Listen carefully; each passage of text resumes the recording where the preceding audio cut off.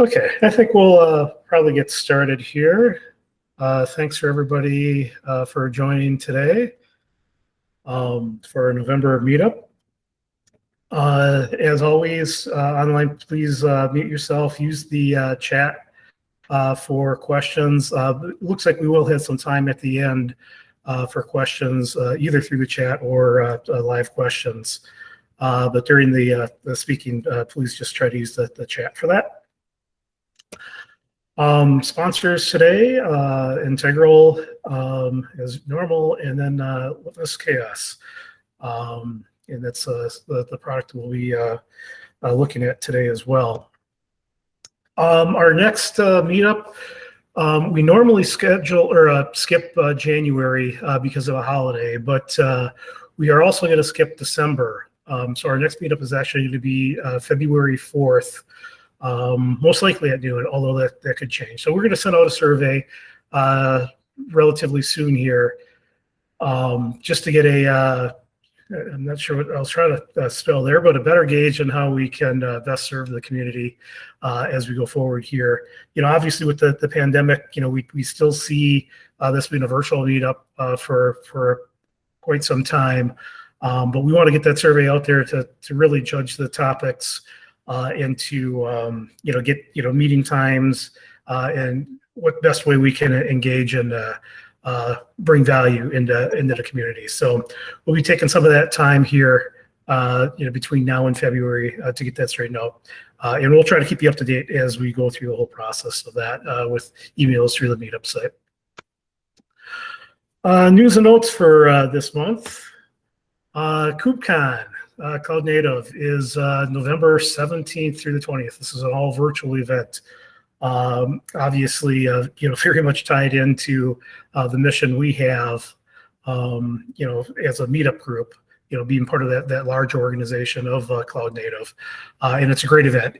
I've attended it in person, and it's a great event in person, and I'm sure it'll be just as great, maybe even better. Maybe you'll be able to attend more sessions even now, being virtual. But I'm not sure what the sign up is. At Integral, we are an end user community, so all of our staff get admission to that. I'm not sure what the sign up is outside of that, but I would certainly encourage people to do that at this point in time. A lot of great, interesting speakers there. One of the other things that's coming up here as part of the Cloud Native stuff is the Helm chart repo and tiller image deprecations.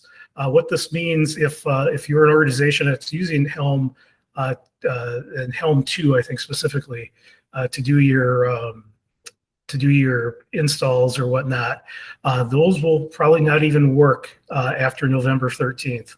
I know we've had to do a little scrambling ourselves to get up to Helm 3 to make sure all of that will work after that. So that's just something to bring up within the community. And a couple weeks ago, Rook, and that's a storage orchestrator, graduated as a full-fledged CNCF project. It's the 13th graduated CNCF project. Now, if you know the history of CNCF, I think it's about 6 years old at this point in time. Starting with just Kubernetes. And I don't even know how many projects are total right now, but having 13 graduate at that point in time is really interesting. I have to imagine there are well over 100 projects in total that are going through, whether sandbox, incubation, or whatnot. So really cool, and hopefully we'll talk about a product here that'll soon be graduated as well.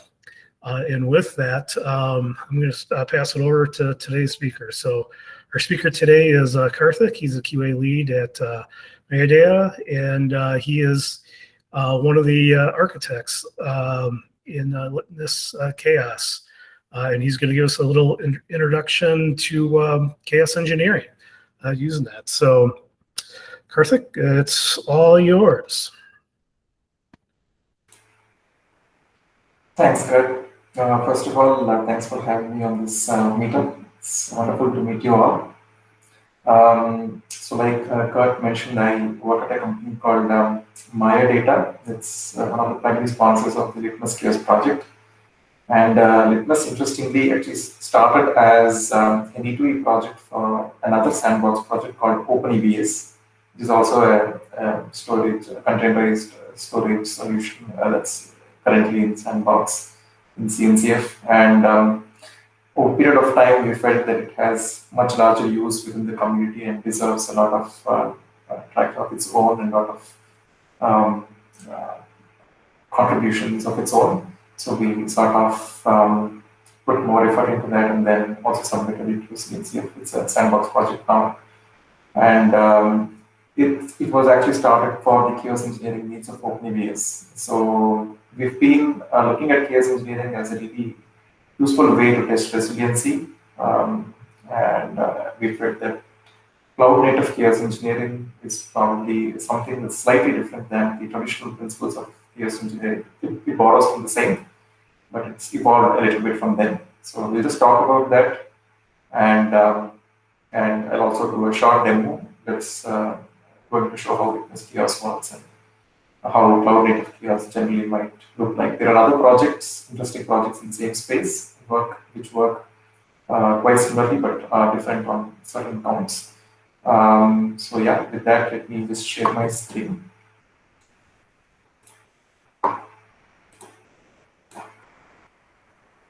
All right.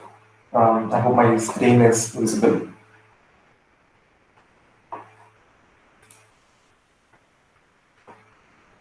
Yep, we can see it fine.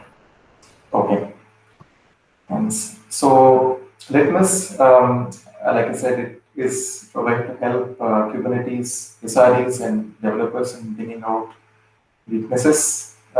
It's primarily focused on Kubernetes.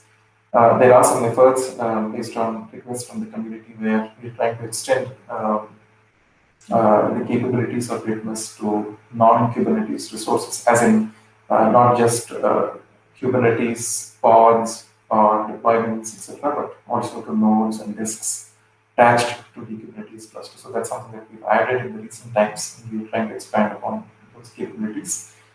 The project has been active for the last couple of years, and we got into sandbox June this year.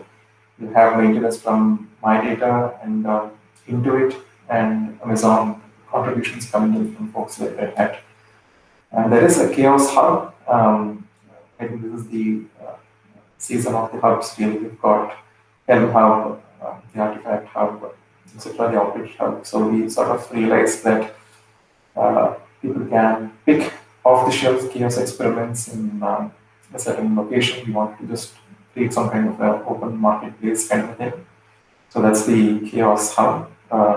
It's basically a place where you can go and contribute your experiments into, chaos experiments into, or pull experiments from. There are some metrics here, this community stats, which shows that we are progressing towards becoming a project. So on to chaos engineering, I'm sure that a lot of you have been doing some kind of failure testing in your organizations already. So chaos engineering is slightly different. In a subtle way, it's different from failure testing. Typically, testing in general looks a lot at the how of things. Chaos engineering looks a lot at the what. So you have SLOs defined very clearly against your services, and then you're basically looking at that being maintained over the course of several issues, outages. So chaos engineering is something that you try to do, inject failures knowingly, willfully in your system in a controlled manner by looking for certain behavior on your applications. There is a hypothesis you go with, and you generally validate the hypothesis, and the hypothesis itself is constructed of a set of parameters constituting the steady state behavior. So you validate that as part of a hypothesis, and you go out from there. You observe, and if things are all planned, then you're good. If not, then there are going to be changes made either in the application business logic or maybe in your deployment practices, and then you repeat those experiments again. So, and the steady state is mostly defined in terms of metrics or some observable values like that, entities like that, which you can say that this is what is describing my service, and you measure against that, and you basically repeat that loop. One of the things chaos engineering is being compared to vaccination. That makes sense. So it is something like you are injecting small amounts of controlled failures in your system with an idea of known behavior. So many times there are known knowns, and then there are known unknowns, and then there are unknown unknowns. So we might know how the system behaves for a certain failure, but we don't know what happens when that is happening when there is some other failure going on, for example, or when the system is under a certain state of load. So these are things that we try to verify as part of chaos engineering. There's chaos engineering is something that has been popular over the last decade. Netflix really started it, but they coined the term chaos engineering at least, and a lot of organizations do it in production. So that's where chaos is really meant to be on. And SREs are typically the ones that run chaos experiments, or at least till now that's been the case. But there's been some kind of a left shift. There's been a slight change in the paradigm where chaos is not something that's left to ops or SRE. It's something that's being done even earlier. It's being done as part of the delivery pipeline for the release. People are doing it in CI/CD pipelines, and they are in some kind of they're working with a lot of chaos frameworks are now integrated with CD frameworks, and there's an automatic promotion of your applications depending upon the way your chaos tests are behaving in your staging infrastructure, for example, and then it is promoted to pre-prod and then onto prod, like that. So there's been a slight change. There's a lot of evolution that's happening in the chaos engineering space. And one of the most interesting things is this term cloud native chaos. There have been solutions around chaos engineering earlier, before cloud native became really big. And whenever we say cloud native, we implicitly read it as Kubernetes native. And for a lot of folks, migrating their applications from legacy platforms into Kubernetes, one of the big apprehensions is how the system is going to behave. Because Kubernetes itself is a very complex, dense framework, and if people want to really be confident about how their applications are going to work on Kubernetes, chaos engineering is a great way to give them that confidence. So it is something like apprehensions layer for people who are coming on to Kubernetes, especially so if they are running some kind of self-hosted Kubernetes cluster, something that's running on-premise, for example, on hardware that they're maintaining in their own data centers. Not to say that chaos need not be run against managed service providers. It definitely needs to be run there as well. And today our demo is going to be on GT, but it probably is needed more when you're running on solutions, one could think. So it really helps you to understand how your applications are behaving on Kubernetes. There are failures one could do against application microservices. There are failures one could do on the Kubernetes services themselves. You can go ahead and induce chaos against Kubernetes control plane, for example, to see what's happening. So one of the things, just to build upon what I just said about chaos engineering being really important for folks migrating into Kubernetes, is the fact that whenever we are running something on Kubernetes, we are running it on top of a lot of dependent services on which we have really less or no control. Let's say you are running your application, you're actually running it on top of your infrastructure, hardware infrastructure, your hypervisors maybe, and then you have the Kubernetes services on top of that. Then there's a lot of cloud native services that you might be using from the CNC landscape. For ETS, maybe some cloud native storage solution like OpenEBS. You might be using a lot of service meshes. Then you have stateful components like NoSQL databases, etc. And then finally your application stack, which is using all of this.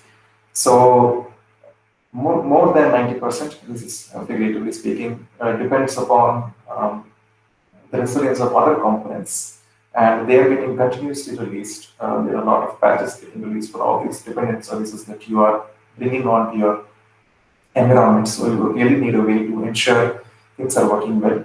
And integration tests or performance tests, typically what people tend to run as part of their validation scripts right at the beginning, might not hold good or might not be sufficient to really guarantee resilience, which is when chaos engineering comes into the picture. So this is another version of the same diagram we saw in a couple of slides earlier. So with chaos engineering, you tend to identify steady state conditions. You introduce a fault. You check whether those steady state is maintained. If not, then what is the mean time to recovery? How fast the optimal status is regained is something that you would check. And if that's well within the limits that you set based on your SLA, then you might turn that application service or maybe your infrastructure as a whole as being resilient. Otherwise, you say that there is a weakness and you might go back and tune certain things in your app or in the way that you've deployed, or the choice of certain infra components that you have made. You might choose an SSD instead of a regular disk. You might go ahead and adopt a faster CNI plugin, etc. When we said cloud native chaos engineering, what really defines cloud native chaos engineering? How is it really differentiated from just chaos experiments that one would have done in a previous life? With Kubernetes and with the cloud native way of doing things, everything is declarative, everything is YAML, and everything is stored in Git. And your applications are being described in terms of custom resources. The Kubernetes API is being extended. There are ways to define your application intent, your network intent, your storage intent. Everything is in the form of YAMLs, whether they are native resources or they are custom resources. And the way you manage these resources is also fully automated. Your CI/CD pipelines are automated. Your deployment, the GitOps is another paradigm really that's catching on. Flux, Argo CD, and a host of other solutions which are actually ensuring that the state on the cluster is the state in the source, and they're doing automated deployments. There are a lot of solutions like Argo rollouts, and many solutions like Spinnaker and now Captain, for example, which is actually controlling your bits into staging and production. Everything is automated. So, and it's all possible to be automated because it's all policy driven and it's stored in Git, and all these tools depend upon these manifests being stored there. And whenever you're dealing with Kubernetes, since everything is YAML, let's say you are a developer or an SRE, you might also want to extend the same user experience to things like chaos. Even the regular performance tests or integration tests today that you might be doing on Kubernetes, and Kubernetes is both a deployment platform as well as a development platform nowadays. You might already be using some kind of declarative way of doing those tests as well. So we wanted, when we started OpenEBS and when we were looking for a solution to do chaos on OpenEBS, we wanted to retain the same user experience because we were not looking at doing the chaos ourselves as part of the OpenEBS community, not just as members of OpenEBS, but we also wanted the users of OpenEBS, people adopting OpenEBS in their environments for their storage needs, to also be able to check the resiliency by the same chaos experiments. So we wanted to have the same experience for resilience checks as well, just like we do it for everything else. So you have the regular flow of chaos engineering, and then we map that each of those stages just convert into custom resources. So we have chaos experiment CRs, chaos engine CRs, and then chaos results CR. These are the different custom resources that we defined to describe chaos experiments, to describe an instance of a chaos experiment. Chaos experiment as in You might have a lot of granular policies about how you want a particular chaos to be injected, a certain failure to be injected, which is being stored in one CR.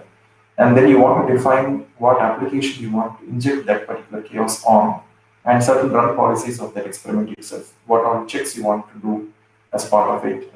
What do you want to do with the resources that are created as part of chaos? Whether you want monitoring turned off or on, things like that. The basic run description of an experiment is being stored in one CR, and then the results of the experiment is being stored in another, because there's a lot of scope for storing results. Each developer or SRE might have his or her own notion of experiment results, which you might want to push into a custom resource and use them for further analysis. So we kept these as separate resources, and then of course there is a custom controller. We call it the chaos operator, which is orchestrating the chaos whenever you create these custom resources.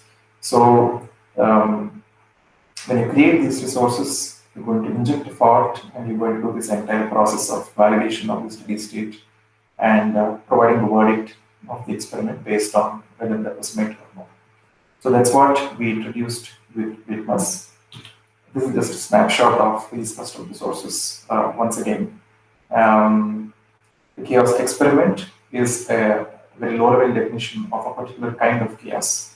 It talks about what are the images, so the entire chaos logic is containerized.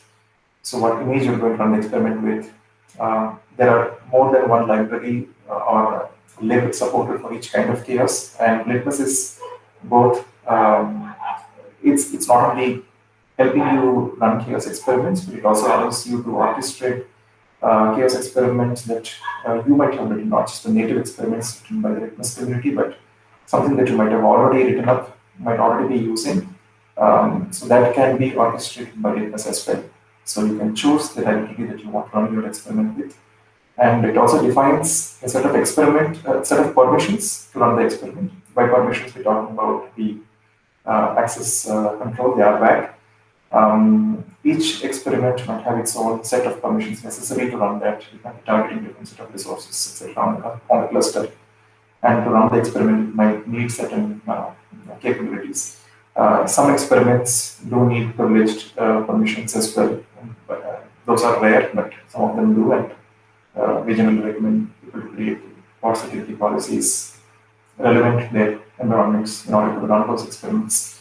So you could have an all-encompassing RBAC that can run all kinds of experiments, but you can specify, let's say you want to do a subset of those alone, that you can pull RBAC manifests that are only specific to those.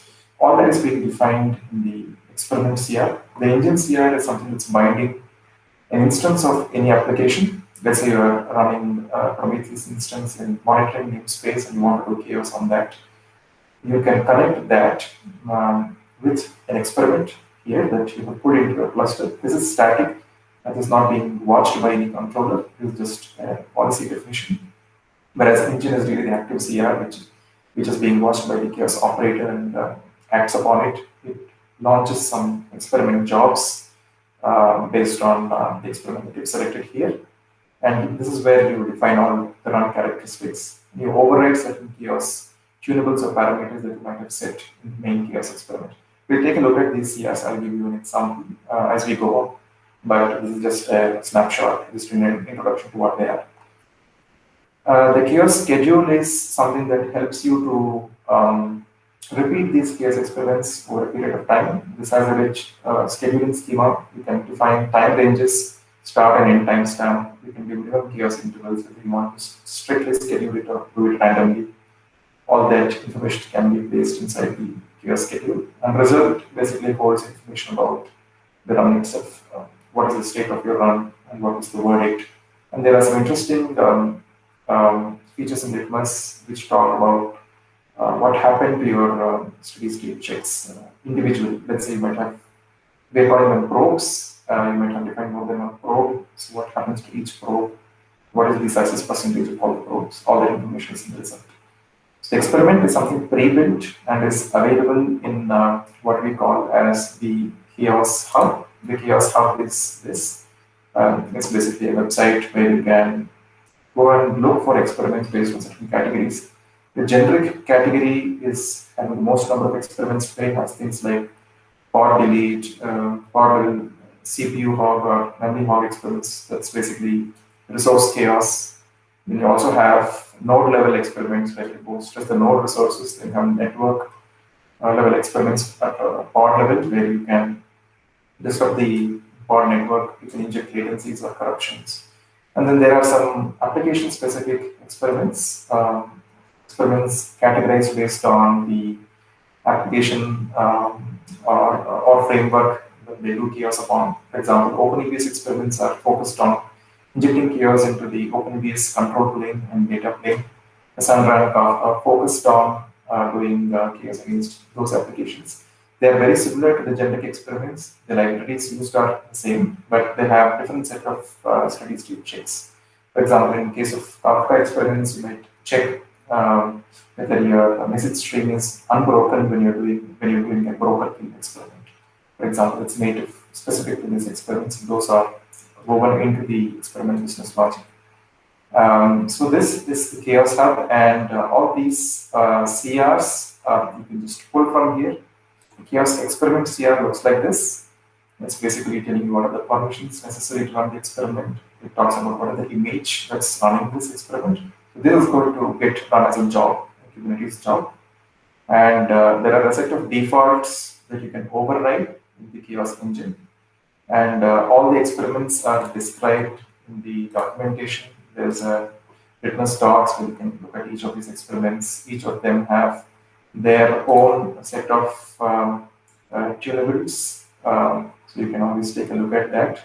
The experiment CR is something that you pull from the hub. The chaos engine CR is something that you would create when you do the experiment on an instance basis. So in this case, let's say I'm calling this Nginx chaos. I'm going to do a chaos experiment against an Nginx deployment, which is residing in the default namespace. It's described by an app label like this, which is app equals to Nginx. It is of kind deployment. Then we have something called as an annotation check, which is essentially a blast radius control. You might have a lot of applications with similar labels of the same kind in your namespace, but you might want to zero in on a particular one. So you can annotate your application to say, I want to lend this application into chaos. And there are service accounts specific to those experiments. And this is how you actually map this particular application to an experiment, like pod delete, for example. I'm doing pod delete chaos. And we can override the defaults that are there for that experiment like this. You can say, I want to run it for this much duration. I want to be graceful delete and want to run it every 10 seconds, things like that. There are a lot of other policies that you can define in the chaos engine. For example, if they want monitoring to be enabled or not, there's a chaos exporter, which is going to work based on this flag. And whether you want to retain the chaos pods that get created after the experiment, just for you to be able to check the logs and stuff like that. If not, you can automatically they will be cleaned up. And the chaos engine also holds information about where you want to run the experiment. For example, you want to run it on a specific node. You want to tolerate. You want the chaos pods to tolerate certain things. Whether we want some custom annotations to be passed into these pods. Whether we want any resource requests and limits to be set against these chaos pods, etc. All that information can be specified inside the chaos engine. So, and the chaos scheduler, it's more about what all kinds of schedules you want to put. You want to do it at a particular time once, or you want to repeat it for a period of time, every few seconds, or you want to do it within a time range, things like that. So all that information is there in the docs. You can always take a look at that. So having said this, the typical flow is like this. A user would have a Kubernetes cluster into which the chaos operator and the exporters are installed via Helm, and the experiment CRs are pulled from the chaos hub, and chaos engine is created by providing all the app information and run properties, and that actually creates a chaos runner pod, and which in turn executes the chaos, and the information is stored inside of a result CR. So this is what happens when you do the experiments.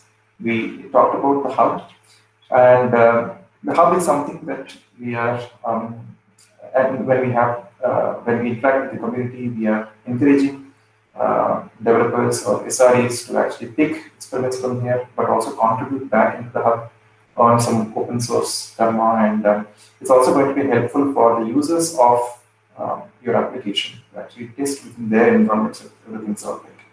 So that's one way that we are looking at this.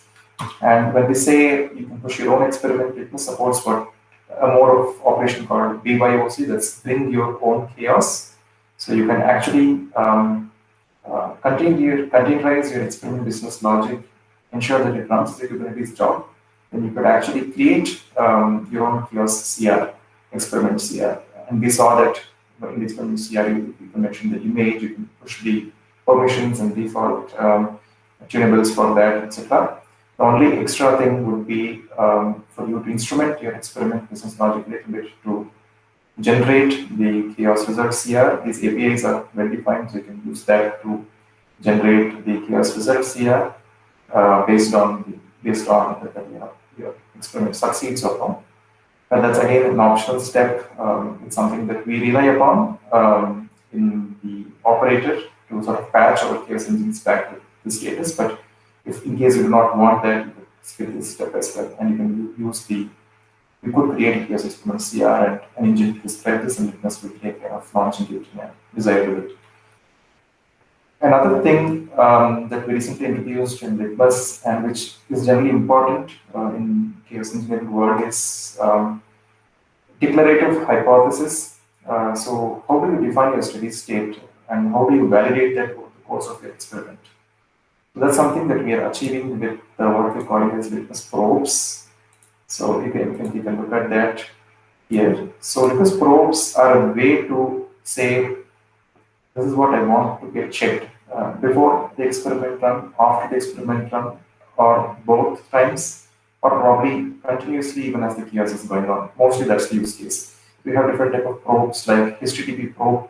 It's going to hit a service endpoint, and you can map that against status code that you receive the same status code. Is it alive? If that's a downstream application, you can check if that is always alive, even as you do the chaos to the main dependent services. Then there are other probe types like command probes. Sometimes you might want to check a lot of things which are complex conditions. You might want to check database integrity, for example. So you can run that by command probes. And with command probes, you can actually define an image which has all the dependencies to run those commands. For example, you can specify the image with the tag and specify some expected results. And Litmus is going to take care of launching this helper pod, so we call it, to run these probes. And there are different modes of running them. SOT is basically like a pre-chaos check. EOT is like post-chaos. Edge is something you do both times, and continuous is something that you do continuously with a polling interval as you run the chaos. And all these probes have some run properties. If that fails, then there's a probe timeout. You have certain retry with intervals just to give you that toleration. And you can, if it fails that, then probe is declared failure. We also introduced other probe types, Cadence probe and Prometheus probe, etc., which is basically trying to verify the status of your Kubernetes resources. Let's say you have a CR that's describing your application state, and as part of an experiment, you're looking at what changes are happening to that, and you can use the Cadence probe to do that. You can even use the Cadence probe to do other operations, like but create certain resources during the course of chaos or before and after to see. This is especially useful in the storage world to see if your storage provisioners are working fine. For example, when the control plane is undergoing some chaos, whether they're still able to create your PVs, for example. That's one of the use cases. So that's about Cadence probe. Prometheus probe is basically going to look at, you can define custom probability queries and verify against some criteria, whether it's less than certain value, it's greater than certain value, or it's meeting some specific value over the course of your experiment to see if your application is behaving the right way. So this is something that I just wanted to highlight, and we will use a probe in our example in our demo today.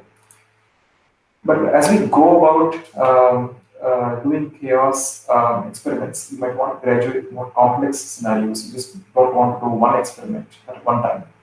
Misfortune might occur, not singly, right? So you might have a degraded node, and one of the nodes is not scheduled for some reason. It's facing some CPU or this pressure, and then there is some kind of a network issue on the other node, or pods get addicted on the other node. How do you basically want to verify those kind of scenarios? So it's something that you may not want to do in production right away, but you might want to definitely try these kind of scenarios in your local environments. So that's when we collaborated with the Argo community. Argo is an incubation project, as you might all be aware, in CF. And they have the workflow engine called Argo Workflows. And we defined the concept of a Litmus workflow, which is essentially an Argo workflow that also consolidates results. So an Argo workflow typically works as a set of templates, each template being executed as part of a step. So typically the workflow just executes performs the actions specified as part of that template or step, and then just gets on with it. But with Litmus workflows, we've got some intelligence to look at the result of that step being performed as part of this Argo workflow. So let's say you have a CPU hog experiment going on one of the nodes, and then you have a pod elite experiment going on in parallel. You can schedule that in sequence or in parallel, and also look at the status of this experiment, the verdict of that experiment, by parsing the result. And you will define the overall success or failure of the workflow depending upon that. And we are also working to integrate with other projects in the CNCF community, like Captain, for example. That's another project which is focused on continuous delivery. We have a concept of quality gating, where we go ahead and run different kind of tests. So we have been working on these use cases where we're running load tests, we're running Jmeter tests along with chaos, and you can define an SLO and validate against that. You can have different SLI providers like Prometheus, Dynatrace, and Litmus also is going to be one of the providers working towards that. So you can actually get information from that and see for the period of the tests whether your app behaved successfully or not. For example, we have a probe success percentage metric which is not met the criteria.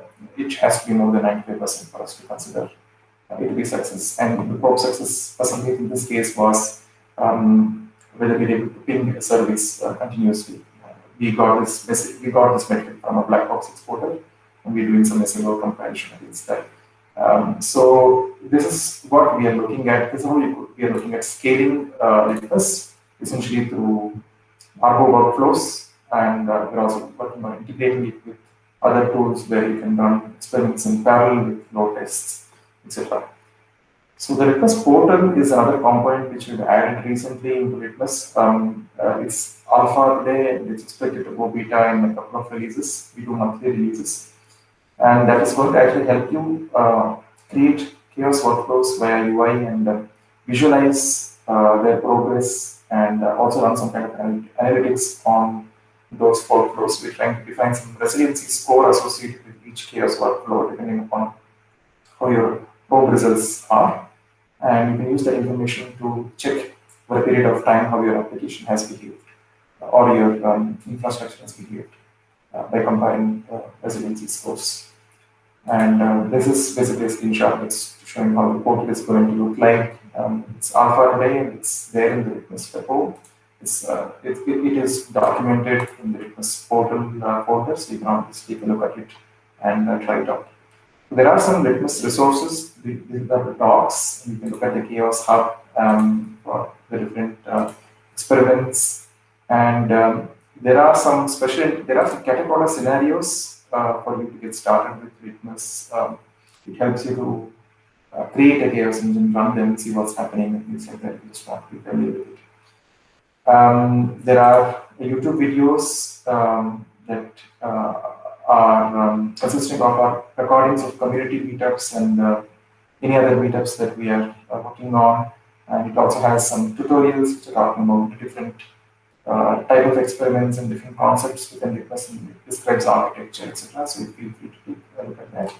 Special interest groups is something we started in Litmus, which is chaos is viewed differently by different folks. There are some people who want to do it in CI/CD. There are some people who want to see how it hooks into their observability platforms.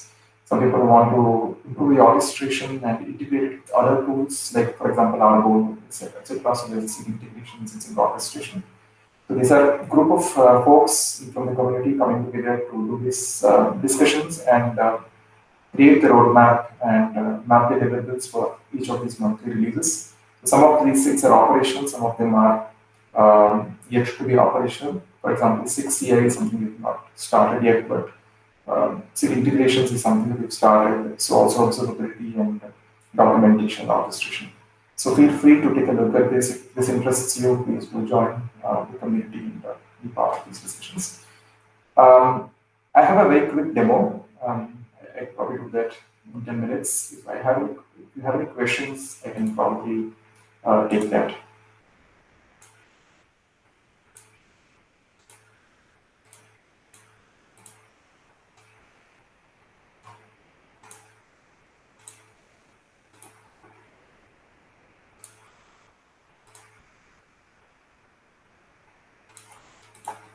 Seems like we're good for the demo. Okay. All right. Let me just start sharing. Let me share it in a second.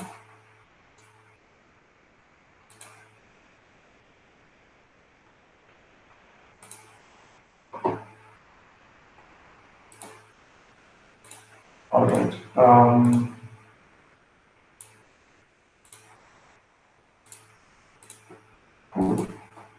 So this is how my demo setup looks like today. I am running this on a GKE cluster. It's a multi-node GKE cluster, and we're going to do the Hello World test in chaos engineering. That's basically a pod delete test, and we're going to do that on a sample app called Potato Head app. It's just a Hello service.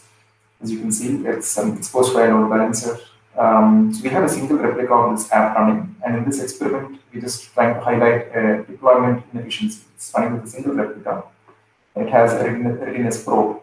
So we're going to look at whether this is going to be accessible. There's going to be a probe running to check the access to this service. And when we do the pod delete, we're going to lose the access for some time, so that this is actually going to fail. And then we're going to repeat the same experiment with scaled replicas for this app. And you'll actually see the experiment going through successfully.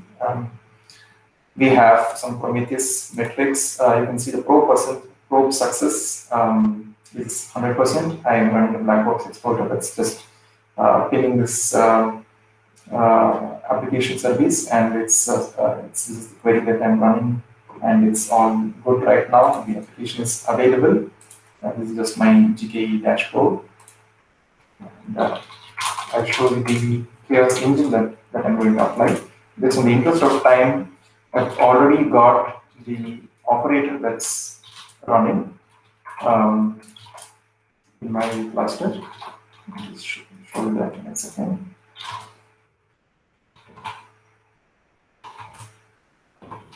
So I've got the operator running in Litmus namespace. This is just one deployment, and it's running the latest version of Litmus, that's 1.9.1.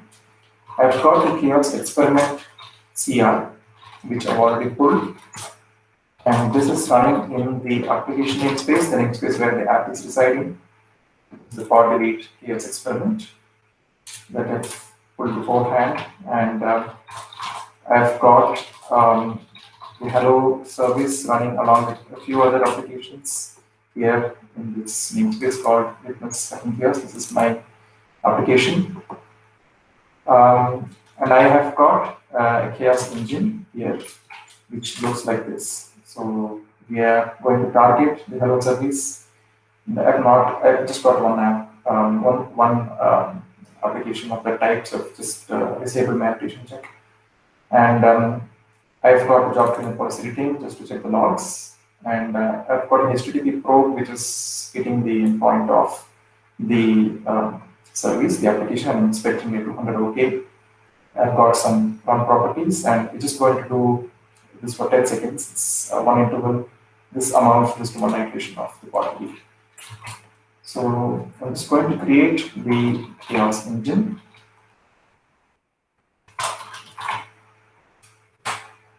And you can actually see the chaos pods that are going to get created. There is a hello service which is already getting terminated, and you can see that happening here.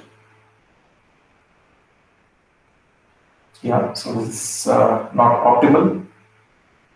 At this point of time, you'll see this probably loads a little slowly. It's not going to come up for some time. It's just rotating.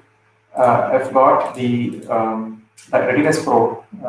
So this is not going to be coming up for a few seconds. It's 30 seconds of initial delay period. So it's just past that. So it's come up now. And by default, these experiments look for a successful running state of this app as part of its pre and post chaos checks. If you've not defined anything in the probe, then it's just going to look for that information. But we have specified some extra checks. So let's take a look at what's happened. The experiment is completed. We can take a look at the chaos result CR, and you can see what information that holds. Before that, I'll also show some events that we are capturing as part of the experiment. So you can see that as the experiment runs, we are telling what's happening. The operator, the chaos runner, and the experiment pods, the different pieces that are together running this experiment, are pushing their own events, Kubernetes events. You can see that the probes were unsuccessful here, and the experiment is basically set to fail. The chaos result looks something like this.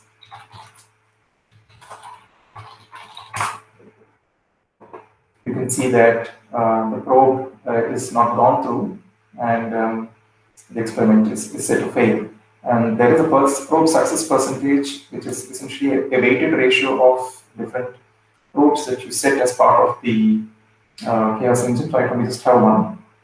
It's basically 0, and the experiment is set to fail. I'm going to repeat this experiment. I'm just going to do I'm just going to scale this application to multiple replicas, and I'm going to repeat the same experiment. I'm just going to wait for a few seconds until the service is actually going to be scaled.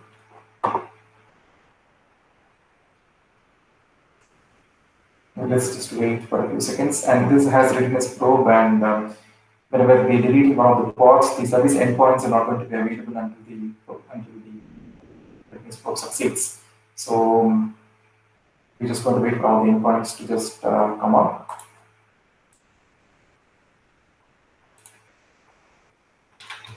And I'll take a watch here.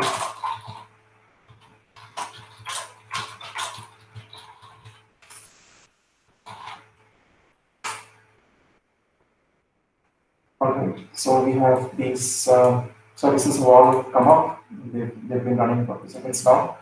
You can see that I've used the retain policy in the job cleanup. If you look at the chaos engine once again, we just set retain. This is for us to be able to look at the logs. So let me do that before we proceed.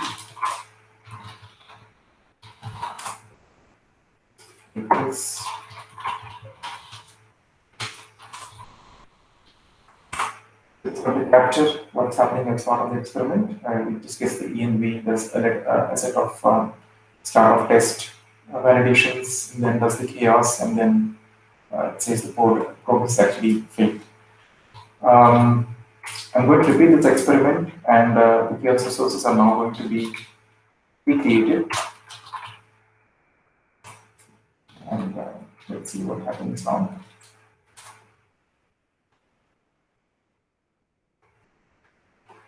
So we are going to have one of these hello service pods getting killed. It's just one pod, but we would have the hello server coming up successfully here this time because we have other replicas which is taking care of responding to the requests. So, and if you also see Prometheus probe, the last time when we ran a single replica, you could see the probe success percentage really drop, whereas now it's really intact because you have other replicas running. So this is basically highlighting a deployment inefficiency.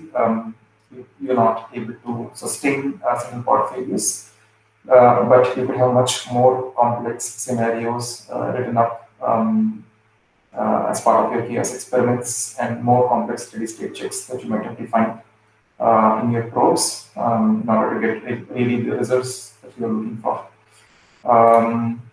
The chaos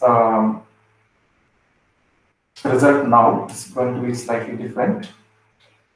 Let's just describe that. You can see actually it succeeded this time, and the probe success percentage is 100, and it's very fast. So yeah, this was a very quick demo. Any questions? What are people's biggest apprehension to doing, chaos testing? Yeah, it's a great question. But I think a lot of folks are really apprehensive about running it in their production. They're mostly okay running it in their CI pipelines and staging the environment safe. Production, one of the main concerns is what happens if the hypothesis is not right, or what if more downstream applications are impacted than what was thought initially. That's one of the biggest worries. But there is this practice of game days, which is really popular in the chaos engineering world. So there is some kind of a buy-in that you get from a lot of stakeholders, and sort of mitigation plan that is created even before the experiment is executed. And from a framework point of view, one of the things they always look forward is there that big red button which you can click and say, stop what you're doing right now and just roll back all the chaos operations. So that's something that we also have taken into account. If you look at the chaos engine, there is an engine state here, and we generally patch this engine state to stop, and that's actually going to stop all the chaos actions immediately. So there are different kinds of chaos experiments. Some of them just use Kubernetes API like this. We just drain a node or kill a pod, etc. There are a lot of experiments which actually inject some kind of processes into the target containers. For example, we're doing a network pod level network loss or a network delay. So that injects a NetM rule, a traffic shaper NetM rule onto the network namespace of that container. So that essentially starts a process elsewhere. So when we do a lot of chaos, we want not just these pods which are running the experiment to stop, but also those processes to be killed as we run them. So those are taken into account. So there are some hooks that are there in the experiment which basically catch some termination signals. Whenever you patch it to stop, the experiment pods are deleted, and as part of that, there's a cascading process which removes the chaos processes running on the target containers as well, and then sort of stops it right there. So that was one of the apprehensions that we see. And another one is basically the lack of the right observability systems at that point in time. So a lot of people who are migrating to Kubernetes might not have set up the right monitoring infrastructure at that point of time.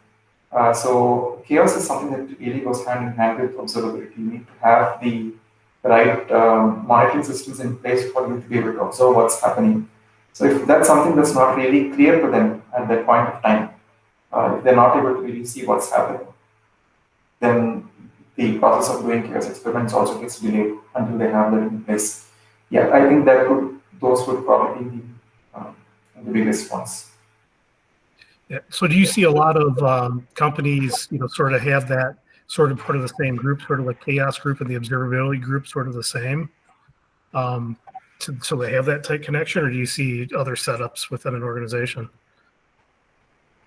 Yeah, so there's generally a lot of cohesion. People in organizations have observability members within their SRE. I mean, the SRE teams anyways have them, but folks who are doing these chaos tests, they are either already looking at observability themselves, or they have people in their group which are helping them with that. So yeah, it's very much hand in hand. Can you guys hear me a little better now? Much better. All right, great. Anyways, want to say thank you to Karthik. This is great. And I wanted to just comment that I'm really impressed with how well it is already integrating with the rest of the CNCF ecosystem so far, with the integrations with Argo and Captain. And by the way, for anybody interested in Captain more, we did have Jürgen Etzelstorff for just a few months ago, one of the project leads for that. So if you're interested more in Captain, he gave a great walkthrough of that, which you can find on our YouTube channel. But I guess, two big questions. One, what was the motivation behind building this? I think all great software, it doesn't just happen in a vacuum. Usually somebody's having an issue that they need to solve. And so what was the motivation behind creating LitmusChaos? Yeah, so actually, like I mentioned, it started with chaos engineering needs of the OpenEBS project. So when we were supporting the OpenEBS users in the initial days of the project, we saw a lot of failures. People were running on a lot of clusters which were not really on very good infrastructure. So either the nodes were going down frequently, or there were application pods that were getting rescheduled every time, and then the OpenEBS persistent volumes would have to get reattached to the new nodes where the applications went. We were trying to figure out what is the HA time and things like this. So basically, we wanted to have some way to induce these failures to help the OpenEBS users. We started out doing the OpenEBS control plane and the data plane failures initially, and then we sort of created the other abstractions. At that point of time, we ran them as Kubernetes jobs, but then we figured out people need a more declarative way of doing this. They want a better way to describe the chaos intent. That's when the custom resources came into picture. And then all the other suite of experiments for generic and Kafka and other things came into being. That was really the biggest motivation. Cool. And what do the projects see kind of the road in front of them in terms of getting up to the incubating level within the CNCF? Because as I said, it looks like you all have a lot of great infrastructure around the project already. So any thoughts on a roadmap to get into the incubating status? Very much so. It's a great question. Actually, yesterday we had the SIG app delivery meeting, the fortnightly SIG app delivery meeting in CNCF. So we went through the SIG app delivery when we went into Sandbox. So we did present we did express our intent to go to incubation there, and Alois, the SIG chair, and the rest of them were positive about that, and they really gave us the thumbs up. So there is a roadmap, is in progress and backlog items here, and some of the completed items that we put. Incubation is a lot about the amount of adopters that we are getting into the project, end users, and we have seen a fair amount of adoption here in terms of NetApp, Vscale, Intuit, and other folks. And there are a lot of folks on the Kubernetes Slack channel, people from the overt community, from Red Hat, and from a lot of other organizations who are really contributing and using both. And we are really reaching out to them to share with us their use cases and story. And they're in the process of doing that. So so we are in the process of adding more adopters and working on our integrations with other projects in the CNCF pipeline, in the CNCF landscape, and also trying to see how we can improve the offerings in terms of newer experiments, support for runtimes, and support for different kinds of chaos. The portal is something that we are banking upon, trying to provide a better user experience to people using the Litmus portal. And so that's something we're definitely looking at incubation, and we're working towards that.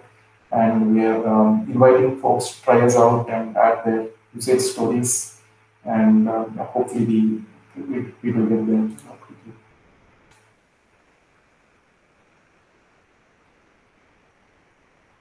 Very cool. Well, definitely something we'll be keeping our eyes on. It's a very impressive project so far, especially with the hub and everything. That's a really, really cool set of infrastructure you got out there around this project. Thanks. Yeah. Okay, is there any further questions? So we did run a few minutes over. Sorry about that, but I think it's I want to second Brandon's thoughts there, and this was a great presentation here and a really an interesting project that we might try playing with here relatively soon here. So I want to thank you again for staying up late for us, Karthik, and if nothing else, everybody have a good day. Yeah. Have a great Thanks, day, everybody. and, thanks again for giving me this opportunity. Thank you. Thanks, everyone.